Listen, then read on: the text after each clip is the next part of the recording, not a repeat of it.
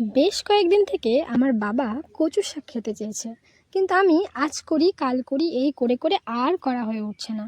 কারণ ফ্রিজে ছিল কয়টা চিংড়ি মাছ, সেগুলোও বাছা হয়নি। চিংড়ি মাছ বাছা, কচুর শাক কেটে বাছা, এ সমস্ত করতে অনেকটা সময় লেগে যায়। সেই জন্য আর করা হয়নি, কেননা কয়েকদিন থেকে অনেক অর্ডার ছিল।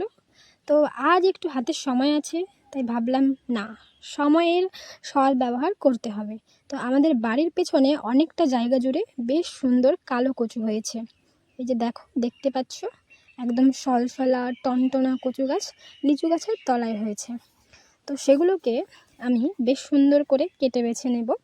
আর এই কচুগুলো কাটার সময় না হাতে একটু সরিষার তেল মেখে নিলে ভালো হয়, নয়তো হাতটা কিন্তু একটু জল লাগলে কিন্তু হেব্বি চুলকায়। দেখো আমার হাতের অবস্থা কি হয়েছে, প্রচুর চুলকাচ্ছিল। তো আমার দিদি আমাকে একটা টিপস দিয়েছে, লবণ দিয়ে বেশ সুন্দর করে রগড়ে নিলে কিন্তু হাতের চুলকানিটা একেবারে মরে যায়। আমিও যতবার কচু কাটি ততবার কিন্তু সেম কাজই করি। তো আমার কাটা বাছা সমস্ত কিছু কমপ্লিট। তো এবার দেখো, এগুলোকে সুন্দর করে কড়ার মধ্যে দিয়ে একটু নুন দিয়ে কিছুক্ষণ ঢাকা দিয়ে রাখবো। তো অনেকটা সময় হয়ে যাওয়ার পর, আর এদিকে আমি চিংড়ি মাছগুলোকেও বেছে নিয়েছিলাম, আর এদিকে আমার কচুগুলো বেশ গলে গেছে। চিংড়ি মাছগুলোকে এখন ভেজে নেব।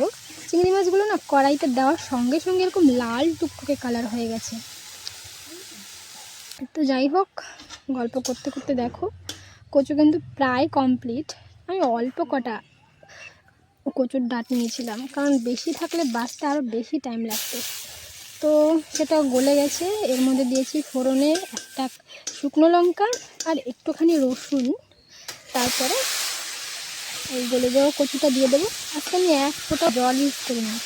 আগে না সেদ্ধ করা একটু জল ইউজ করতাম, কিন্তু এখন আর জল ইউজ করি না। বান্ধবী বলেছে এরকম করে করলে নেই বেশি ভালো হয়। তো কিছুক্ষণ পরে আবার দিয়ে দিয়েছি চিংড়ি মাছ। আর এদিকে কাণ্ড দেখো, আমার ভিডিওটা কীভাবে যেন উল্টে গেছে, কড়াইটাও পুরো উল্টে গেছে না, আমি দেখতেই পাইনি। আর একটা কাণ্ড ঘটিয়েছি, প্রথমে আমি লঙ্কা দিতে গেছি ভুলে, তো অনেকটা রান্না হয়ে যাওয়ার পর এখন মনে পড়েছে লঙ্কার কথা। তো যাই হোক, তবুও আরও অনেকক্ষণ রান্নার বাকি ছিল। তো লঙ্কা দেওয়ার পরে মোটামুটি ভালোইক্ষণ হয়েছে, তাই গলেও গেছে। তো আমার কচুর শাক কিন্তু মোটামুটি কমপ্লিট। এখানে কিন্তু ইলিশ মাছের মাথা হলে আরও বেশি টেস্টি লাগতো। তবু ভিডিওটা কেমন লাগলো কমেন্ট করে জানি।